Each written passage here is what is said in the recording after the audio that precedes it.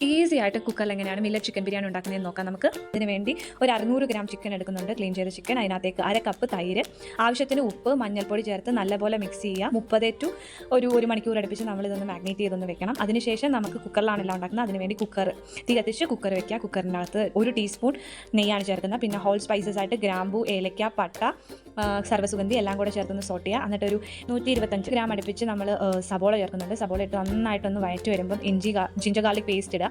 Ginger garlic paste ഇട്ട് നന്നായിട്ട് എന്ന് വരുമ്പോൾ നമുക്ക് പുതിനയിലയും മല്ലിയിലയും രണ്ടും കൂടെ ഒരു 1/2 കപ്പ് അടുപ്പിച്ചിടുന്നുണ്ട്.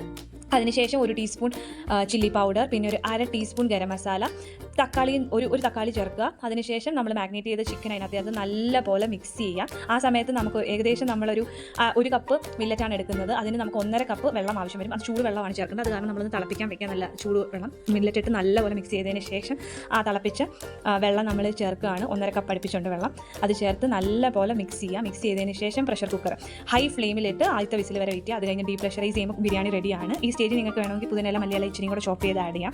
അല്ലെങ്കിലും ഇതിൻ്റെ ഫ്ലേവറൊക്കെ കാണും. മില്ലറ്റ് റെഡിയാണ്. ഈസി ആയിട്ട് ഇനി വീട്ടിൽ മില്ലറ്റ് ബിരിയാണി ഉണ്ടാക്കാം. No worries.